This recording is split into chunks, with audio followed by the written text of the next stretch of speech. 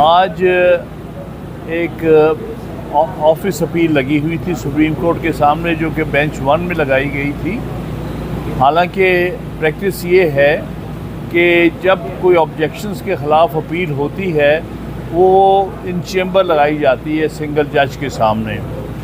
वो बाहर सूरत एक अनयूजुअल चीज़ थी कि उन्होंने फिर भी बेंच के सामने लगाई जहां जुडिशल मैटर्स जाते हैं। लेकिन हमने ये समझा मुनासिब कि इन हालात में हम इस पिटीशन को वापस ले लें और अपना राइट रिज़र्व रखें कि अगर कोई मसवदा सामने आता है जो कि वाज़ेह तौर पर अनकॉन्स्टिट्यूशनल है, तो ये राइट इन पिटीशनर्स को मौजूद है कि वो जब चाहें उसको चैलेंज कर सकते हैं। तो इसलिए इस बात को समझते हुए, दूसरी बात ये कि यहाँ की रवायत रही है सुप्रीम कोर्ट की कि आउटगोइंग चीफ जस्टिस अपने आखिरी दिनों में या आखिरी हफ्तों में बहुत बड़े सेंसिटिव केसेस नहीं लगाया करते, और ये आने वाले चीफ जस्टिस और आने वाली जो जुडिशल सेटअप पर छोड़ दिया जाता है, क्योंकि उन्होंने उस मामलात को फिर आगे भी देखना होता है, रिव्यूज़ भी आते हैं और भी बहुत कुछ होता है। तो हम ये समझते थे कि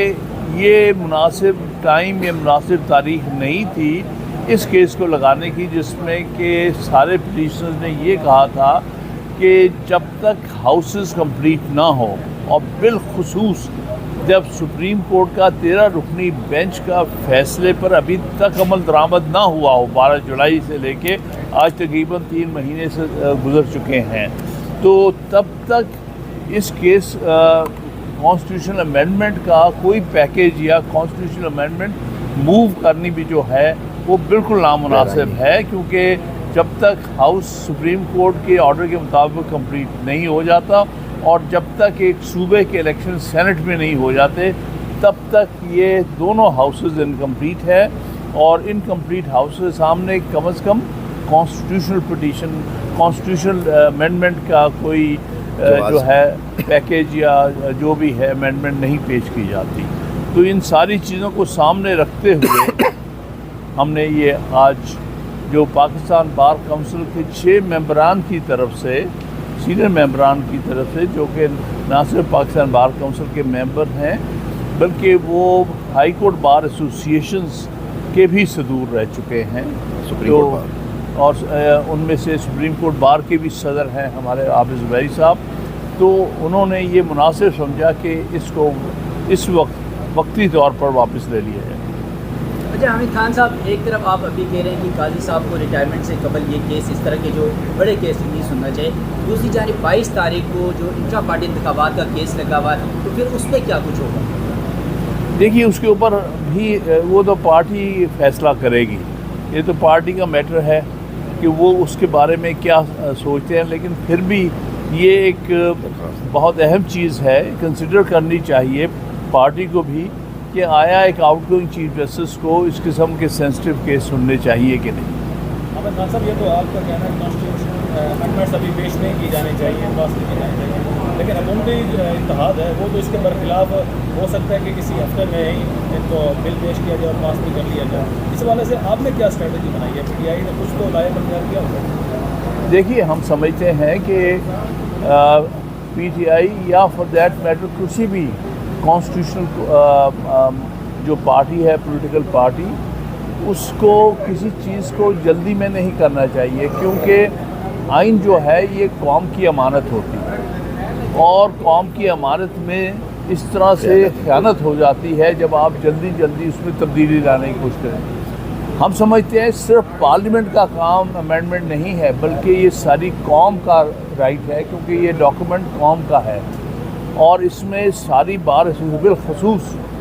बार जो है पाकिस्तान के 2 लाख से ज़्यादा वकला का भी बहुत बड़ा स्टेक है। तो इस बारे में कराची कन्वेंशन में जो परसों था, उसमें मुनीर मलिक साहब ने सजेशन दी थी, जो कि अडॉप्ट की है, कि आप पर फ़र्ज़ है कि अगर आप कोई आइनी पैकेज ला रहे हैं तो आप हर बार एसोसिएशन को भेजें और उनको टाइम दें, उनसे अपना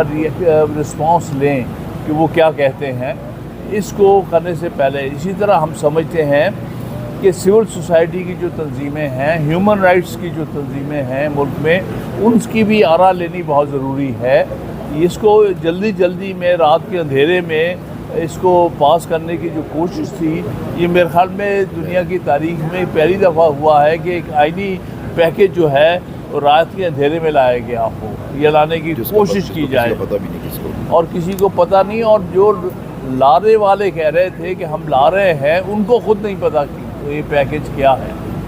हामिद खान साहब, अभी तक जो मौलाना फजलमान साहब का जो मुजद्दद तरामीम के हवाले से ड्राफ्ट सामने आया है, वो एक आइनी बेंच की बात कर रहे हैं। क्या पाकिस्तान तहरीक इंसाफ आइनी बेंच के लिए एग्री है? देखिए, आइनी बेंच जो है वो तो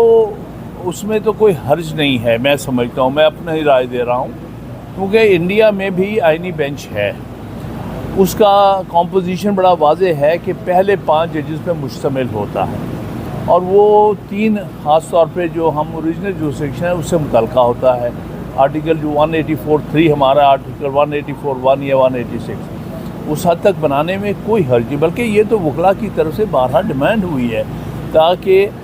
ये चीफ जस्टिस की ऑप्शन नहीं होनी चाहिए कि अपनी मर्ज़ी का बेंच बनाए 5 जजेस का, और कोई 15वें नंबर से किसी को उठा ले, किसी को 10वें नंबर से उठा ले। बल्कि इंडिया में एक क्राइसिस हो चुका है। एक दफ़ा एक चीफ जस्टिस ने सीनियर मोस्ट जजेस को इग्नोर करके